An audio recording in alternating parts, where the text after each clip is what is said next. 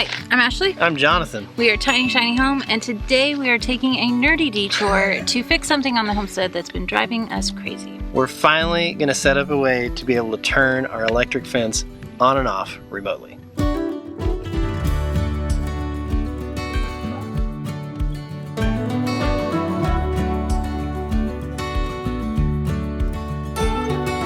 Okay, let's talk about the perimeter fence around our property. This is one of the first projects we did when we moved here on the homestead because we live in free-range country. Yes, the cows have free range. It is our job legally to keep them out, and we found out really quick that if you want to protect any of the stuff that you own, you should build a fence. Yeah. So we reached out to our friend Moses, who really suggested this timeless fence to us. It's a 9-strand high-tensile electric fence that runs on solar. Yeah, it has a really unique fence charger. It uses a tiny solar panel and a regular 12-volt marine battery to send thousands of volts coursing down the fence line every second. Since it's DC-based, that means it has one positive and one negative output, and then we just have to jumper all the positive and negatives together. You alternate strands so that when you touch two of them close together, you get shocked. Which Jet demonstrated here in this video. Ada, You're supposed to touch this one. You would hold on this. Hold on this. Hold on this. Did you get shots? Ow. Never gets old. Never gets old, does it? I could watch it every day and still laugh. Over and over and over again. So this fence has worked great as our perimeter to keep the cows out and predators, except for some random dogs, which is a whole other story. But we still have had a few issues. The first is that we had this random haboob storm come through and it ripped the solar panel off. It still worked, but it must have pulled something kind of loose somewhere, because ever since, occasionally if that wire from the panel into the charger gets like bumped just right, it stops charging the battery, and then we end up with a dead battery, and then we end up with a non-energized perimeter electric fence, which is no good. Because the charger is all the way down here in this remote area of our property, we don't ever know if the battery is dead. So the first goal of this project is actually to be able to remotely monitor the battery voltage and set up notifications so that if it does start dropping, we know and we can take care of it. Yeah. Also, we need to take a look at that wire and see if we can fix it too. But both of those things would be good. Second, while we're at it, we need a way to remotely turn this on and off.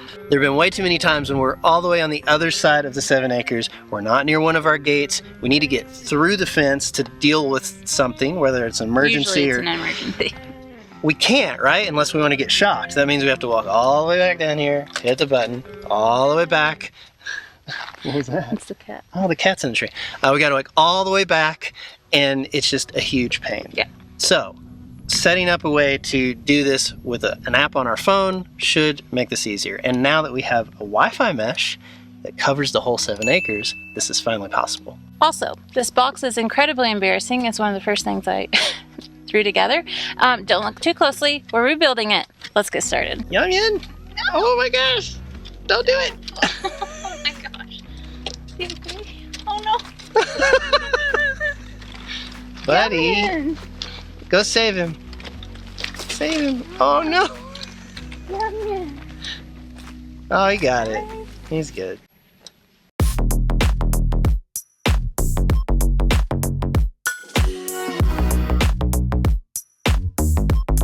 Okay, here's the high-level plan. We'll use a heavy-duty toolbox to store the battery in and to mount everything else to. Since we already have quite a few Victron systems on the property, we're going to build out another small one with a GX device that will report back to our VRM for monitoring and alarm notifications. This Milwaukee Packout is surprisingly affordable compared to other large battery boxes, well-built and waterproof. It will need some venting though. Switching the fence on and off will be tricky. While Victron's GX devices do have relays built in, the actual interface to do this isn't very user-friendly for everyone else in the family. So we'll need to use a different relay with better smartphone integration that will allow us to bypass the switch on the fence charger.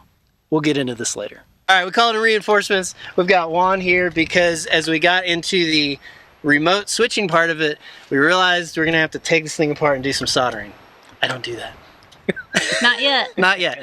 He's going to help us figure this out. So let's see what we got. This is a very interesting little box. We talked earlier, it's got a solar panel and then it's got a transformer inside essentially. You've got your positive and negative wires going to the fence. You got to touch the 2 of them, which I'm not going to do, to get shocked, because that's how you complete the circuit. You become the circuit, right? But that also means you don't have to ground it, which is a huge problem out here for most traditional electric fences. They just can't get the ground right. So anyway, this was the box that Ashley built. She doesn't want to talk about it. We're going to tear it apart and we're going to redo it because it's just sitting on cinder blocks and there's all kinds of bugs inside there. Yeah? Yep. Yep. Okay. So let's take this thing apart and see what we got. Oh, buddy, Spider City. See, there is a waterproof box in here, but still, it's a mess. We got to do this better. We gotta make it better. We gotta make it better. We'll disconnect the battery first, and we'll get the battery out, and then we'll start it. All right, we're gonna need the drill, because we had to assemble this weird. It was very like we needed it right then, so we're gonna undo it all. Ready? We mounted this.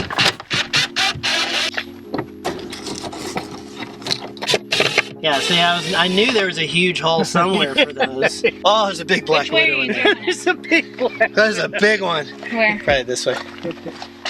Right there. Ugh. Obviously that old battery box isn't going to work anymore, so Ashley's going to get started modifying the Packout while Juan and I focus on trying to get the relay into the fence charger. The problem with this box is the battery was going to be all rocky because this little thing is higher than this one, so it's just not even. So one buys, one facing that way and one pushed this way, to where when it's in here, it has very little rock. Genius. Ooh, nice. So we're gonna just need to cut the hole. That's a big hole. You literally said that all the time. Please record your message. Totally missed it.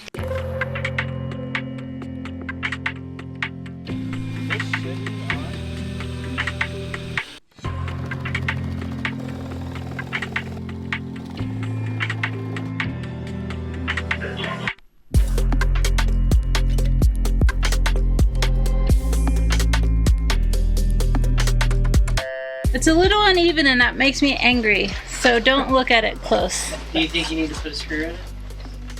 I think it wouldn't hurt to put one on top bottom.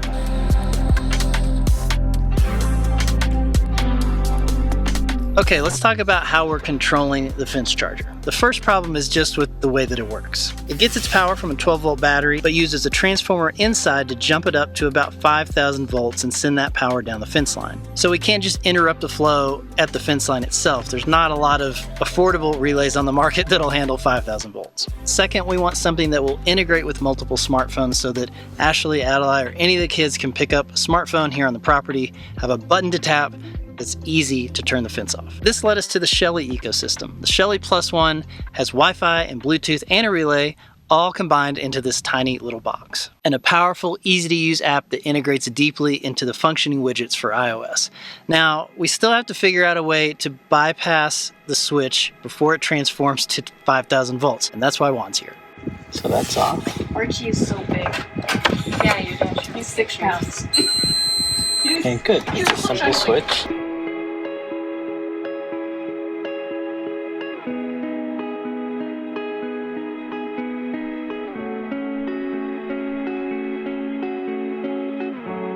All right, so we're doing some quick tests. We've powered the Shelly. Yep. So you're powering it with these. Nope, with these to the battery. Oh, yep. Okay. And then this is going to beep when you turn it on. Okay, we've gone through the setup process.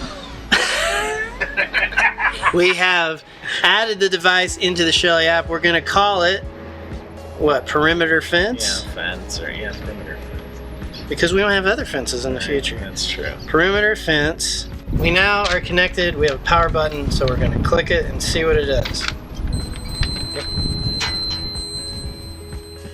That's not very exciting, but So now we just have to interrupt the power supply to that switch. correct. Instead of these coming out of here, they're going to go into the positive, which is this. Oh, they're not going to go straight to the battery? They'll just go in here. Okay. And so that way we'll keep everything in here. That's why I said, why don't we just keep it in here? Okay. It might be easier. We'll put some Wagos inside there. We'll keep it 100%. simple. So we'll we'll Wago separate it. them out. Yeah.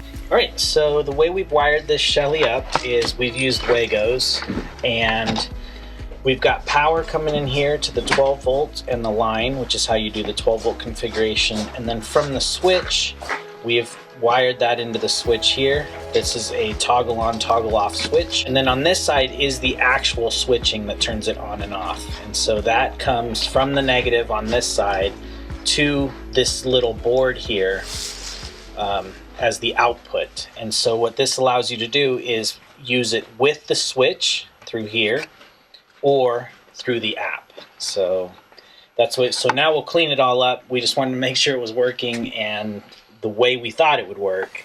Now we'll make it neat.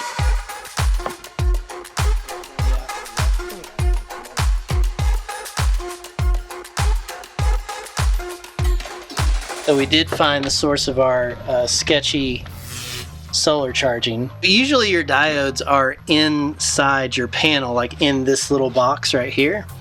Usually when you buy a solar panel, it just comes in it and you don't have to think about it. I guess they couldn't fit the diode inside there, so it was in line, and I guess when it ripped, it's broken right here, so you can kind of see it's a little wobbly. So what was happening was I was moving the wire around and it would like connect and it would start working again. So we're just gonna rewire this with a new diode and hopefully it'll be a little more solid. Do they need to be weatherproof like the way he did it? Yep. Okay, so we'll cut this open. And then that will allow us to see which direction it was going in. You see the little line at the top? Yeah. Yeah, so if you look right on the end, the wire just broke off of it. We'll put heat shrink on that, and then we'll put heat shrink over the whole thing. Okay.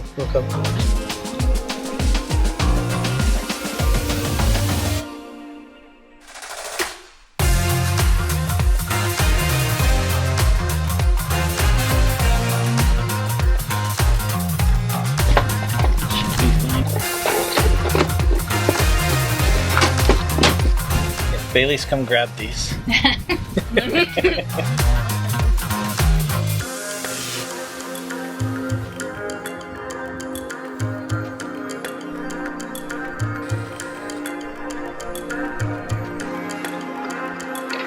Just in case.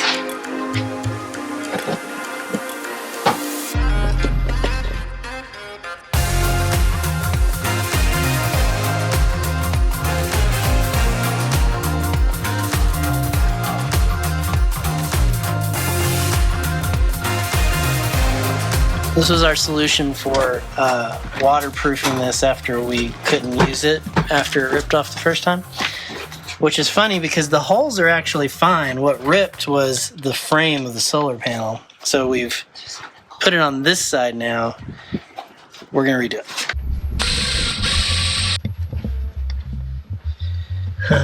I think we can either do 2 tiny holes because that is like the perfect size. I think you do too. We could do one right next to it.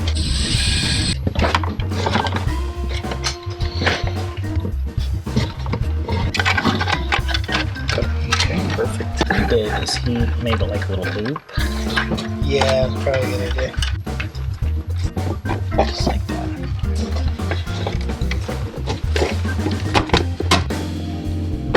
Oh, that's not awkward.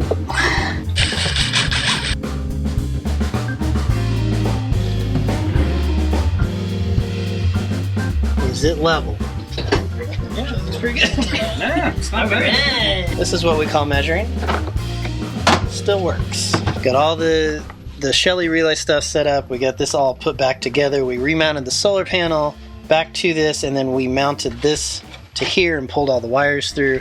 So now we're going to start connecting all the Victron stuff so that we can also remotely monitor the battery voltage, and we're gonna hopefully hook it up so we can turn on this fan when it's too hot outside. In order to monitor the system, we need 2 basic Victron components. The first is smart shunt, and so this is going to connect to the negative side of the battery. It's going to tell you what the voltage is.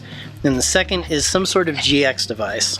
In the past, we have used the Global Link 520 because it's cell-based, because at the time we didn't have Wi-Fi anywhere. But now that we have Wi-Fi, we can go a little simpler and cheaper and just use the Serbo, and I actually went with the Serbo SGX, which is like the cheaper little brother version of the main Serbo GX because we didn't need all that functionality in there. So this is what's going to connect to Wi-Fi, to the internet, and then that'll allow us to monitor it.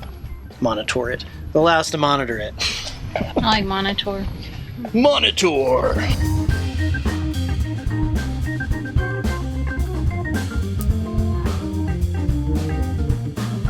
We have connected everything, we've configured the VRM, we've even set it up to where I can turn the fan on and off with the VRM if I want to. Small problem with the fan we'll talk about later. Quick note, we skipped over this part a bit, but if you'd like to see how we build these remotely monitored Victron systems, we have a full video and wiring guide that you can go check out to learn all the details. So our next step is, number one, we're gonna take this, put it out in the sun, make sure that our new diode is working properly. Then we're going to take it back down to the fence, hook it up, and make sure that we're still hitting at the same voltage and that we can control it from our phones. Plug in, it should still click. Ooh, it's heavy. You should have got the one on rollers. Not going to move it that much.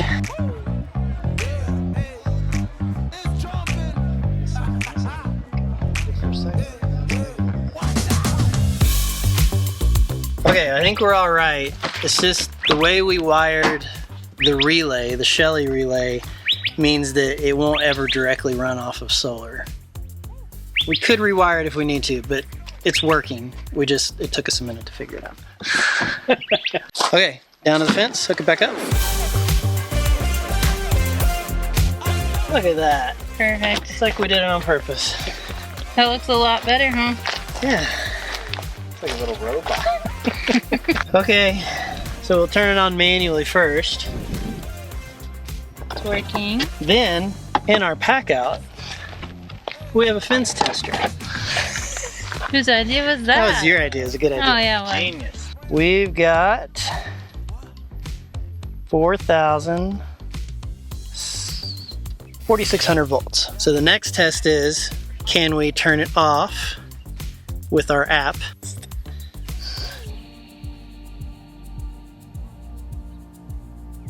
I don't hear it. Wait. There it goes. Just takes a second. And if we want, we can turn the fan up. Let's listen to it. Ready? Earlier, we talked about the usability of relay switching via software on your phone. Here's what that actually looks like and why the difference is important. Our Victron GX device, which we're using to control the fan, has 2 relays built in and can be accessed through the VRM and this little control icon. You tap the relay and it will turn on. Now, I know that Victron is working on a big update to how this dashboard works, and this will probably get easier to access in the future, but for now, it's just really fiddly, and no one else is interested in going into this app and trying to find this tiny little button. The Shelly app is actually really powerful and honestly a little bit confusing. It's very deep and can do a bunch of stuff, but the important thing is that it has support for widgets on iOS. This means that I can create a widget and put it anywhere on the home screen that has an actual functioning button you can tap. It even has the indicators. There's a blue ring around it when it's on, and when you turn it off, that turns to gray so that you can visually check it, make sure that it's on. And there's a little timestamp up in the corner where you can tap that and make sure that it's refreshed and it's up to date before you just assume that it's off when maybe it updated 15 minutes ago. So you can see why for a larger family like ours, going with the Shelly and having that widget integration and the easy button access just made more sense. No one is interested in logging into the Victron remote management portal, seeing all the battery and solar information and finding a tiny little button. This works much better for us. All right, so we still have a few things to work through because I forgot about some stuff when I was planning. But this is a good spot for stopping today because we have a working fence charger and it's getting late. We want to make sure the perimeter is safe tonight.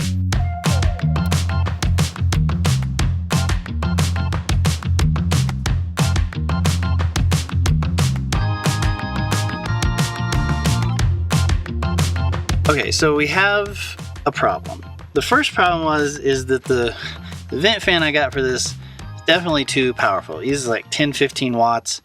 With this tiny little solar panel, this battery is never going to get charged back up if we use the fan, which first I thought was like, well, maybe it's not a big deal. Maybe I just don't need the fan. We just won't use it. But you know what I forgot about when I was planning is I forgot about the Servo GX and the Smart Shunt both drawing small amounts of power.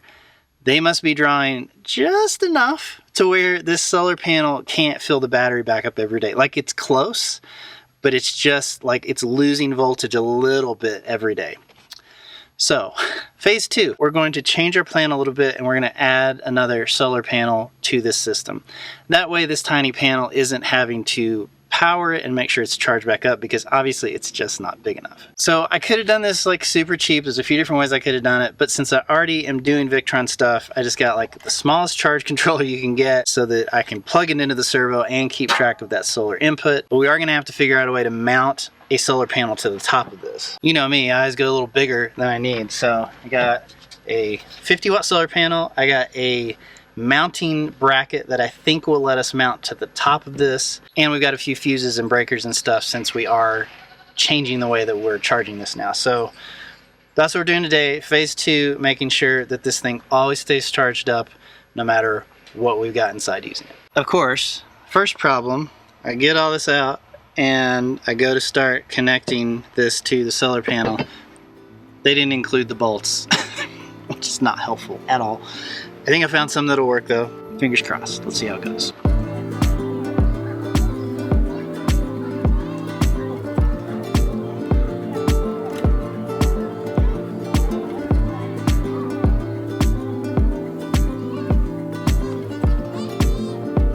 Trying to get these holes to line up with a flat part of this so that I can get a nice solid attachment point to the top of this. I'm gonna try flipping these brackets because right now this L bracket points in and it's putting me like into here, and I want to get to out here. So I'm gonna flip these around so that this part sticks out and see if that gets me closer.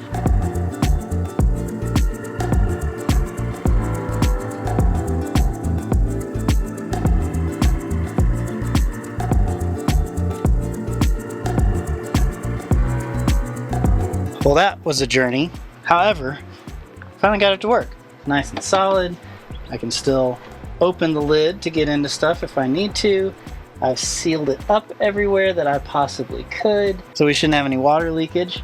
So that's the first step. Now we have to put the gear in to be able to use the solar panel and to charge it. What we did is we brought our positive and negative wire in from that new solar panel into a 10 amp breaker, and then out of that we go into the charge controller.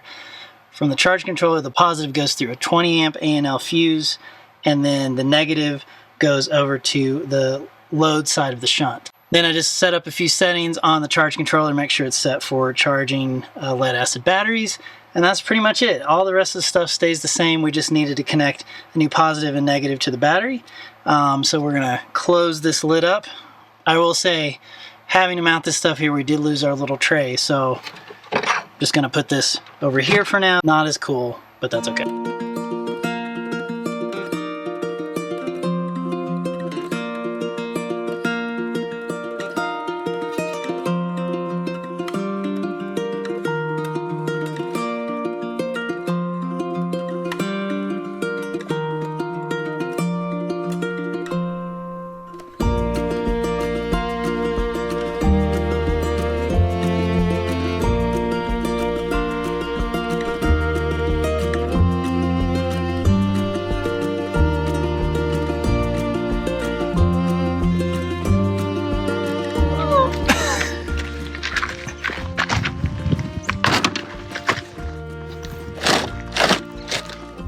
There's already a Black Widow in there.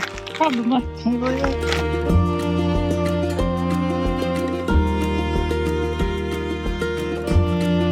Ready? There you go. Now it won't ever run out of juice. With that, friends, we have yet another small Victron system on our property that will help make sure our perimeter fence always stays electrified, and finally let us turn it on and off from anywhere we want. Yep, 2024 has been our year for making sure all the annoyances on the homestead are gone. So this, along with adding our automatic gate opener to our property, more solar panels to our system, a mini split for our Airstream, and Wi-Fi mesh that covers the property, has made such a difference in our day-to-day lives. It's the little things, right? It really is. Yeah. Makes a big difference. But anyway, thank you so much for watching. We hope that you'll stick around, subscribe so you can see the next adventure on our tiny shiny homestead. We'll see you then.